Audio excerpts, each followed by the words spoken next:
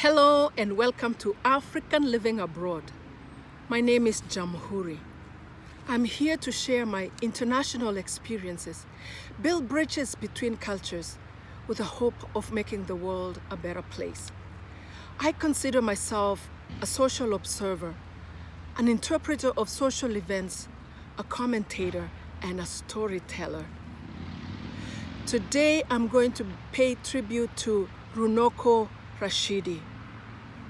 Who was RUNOKO Rashidi? He was a renowned African-American scholar, a historian, and he passed away on August 2nd, 2020, just last week, in Egypt, all of a sudden. And he went to Egypt to do what he does best.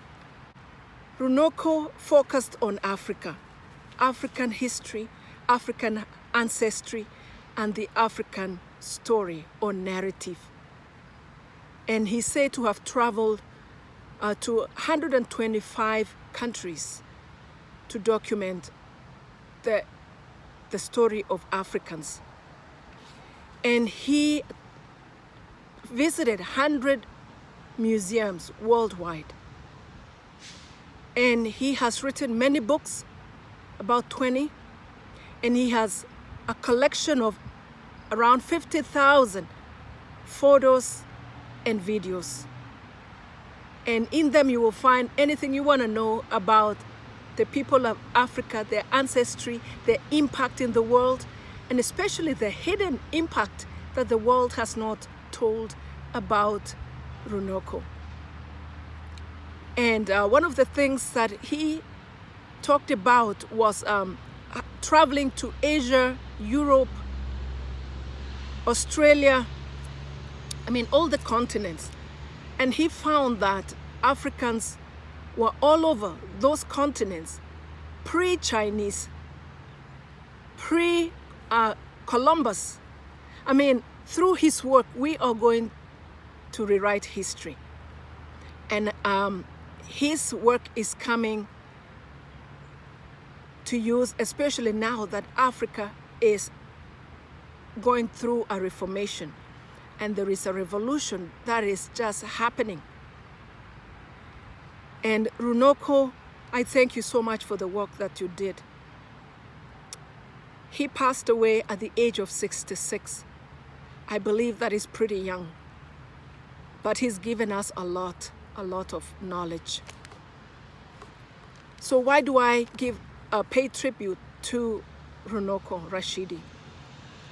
It's because our paths crossed in 2020, around April, May. And I was at my own quest to discover what Africans are really about. I had just gone through my identity crisis as an African living in Canada, living as a visible minority. And I went through my own transformation by seeing what the world talks about Africa and Africans and the story that we as Africans have believed. But in my day-to-day life, as a very visible minority, I felt that I was overperforming in every task I was given. I was just nailing it. And my abilities were beyond what people expected. And I started to wonder, is there something more to me than what people believe? And so I went on that quest to discover myself. And yes, there is more to me as an African.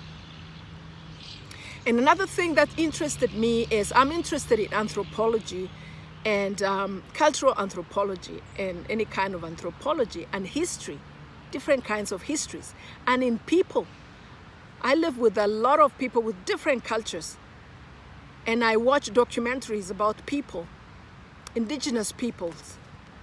And I discovered that what I wondered most is about the people of Papua New Guinea. They look to me like Ethiopians, and how did they end up there? And then I look at the Aborigines of Australia, and then I meet people from India who have very, very dark skin, and people from Nepal and Tibet who have a tint of blackness in them. And so by going through this, it really awakened my quest to discover the ancestry of Africans. And I started a YouTube channel, 2 channels simultaneously. And the one that I was going to talk about these things was in Swahili. I called it Waafrika, Sisi ni nani? Which is translated into English, we Africans, who are we really? And I introduced that concept of, you know, we are more than we are believed to be.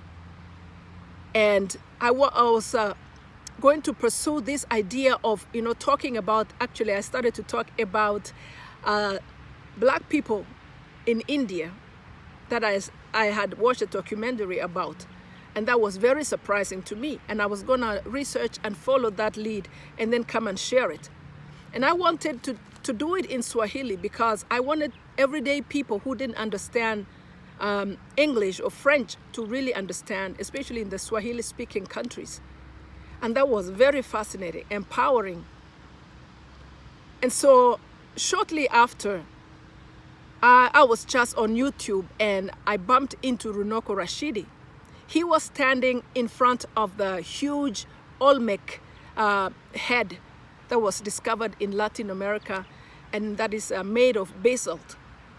And it has features that are definitely African.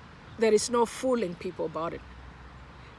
And I had read something from a different perspective, but when RUNOKO RASHIDI talked about it, it really blew me away about how Africans were in Latin America way before Columbus. And I realized how much we have been fooled historically and in many, many ways. And then I watched him on a different interview. And then I bumped into another video when he was way younger. And he traveled to India to follow, to find out the existence of black people and interviewed many people. It was a dangerous trip. It was very entertaining. It was very empowering, and it gave me so much knowledge. So that is how his path and mine crossed, because it looked like we were going after the same knowledge. And with the books and videos and photos that he has left behind, I feel again that I'm going to follow this lead and continue with my work in Swahili. So what is the legacy of RUNOKO RASHIDI? What has he left us? I think that he has left us a library, a true library of our African history that we can use in the new Africa as a curriculum. I mean, Africa has the wrong curriculum. And so as we continue to rebuild Africa, that is going to come very, very handy. He has done his part. And usually when a person passes away, he doesn't end there. There's so much awakening of people that follow on that path.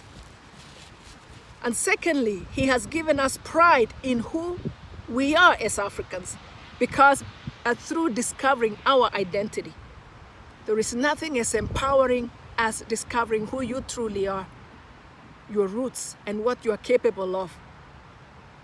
And this is golden. Thirdly, he left a legacy as a reference point for those of us who are starting out, so that we can go back and build on it. That is so amazing, because we are not going to be reinventing the wheel. We are going to tell our story even further, because there's so much more, I believe, to be discovered about Africa. But it doesn't matter if the world knows about the true Africa. As long as we know who we are, that is enough. And that is what I believe the problem of Africans or black people, people of African origin or ancestry, that's what the problem is the lack of identity. Knowing who you truly are, because we've been displaced, and our history and our true identity has been written by other people, not to our favor. And so once you discover yourself, there is no stopping who you are. We just begin to fly.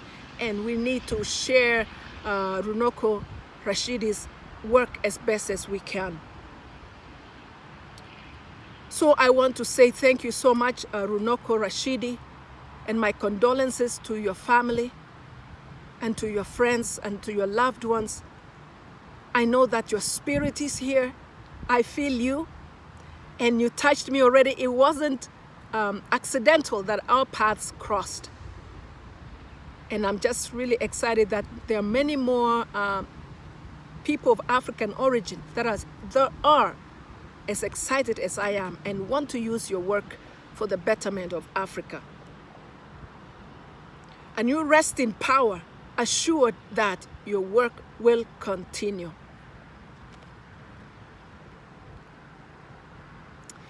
If you like what I'm sharing on my YouTube channel, please share it with other people. Click the notification bell so that you can be notified when I post my next video. And in the meantime, I will leave you with a challenge like I usually do. And that is to discover who you are, discover what your passion is, discover what your task in life is, and go after it passionately without fear, because you are covered. You are covered, you are protected, and your time is now. Your time is now. Rise up. In the meantime, I am going to continue to do the work that I feel so passionately about, telling stories about Africa, building bridges between myself and other people, between Africa and the rest of the world, because I live outside Africa and I've acquired so much knowledge that I'm going to give back to Africa. And so I'll do my part. Thank you so much, and let's work together. Until next time. Bye.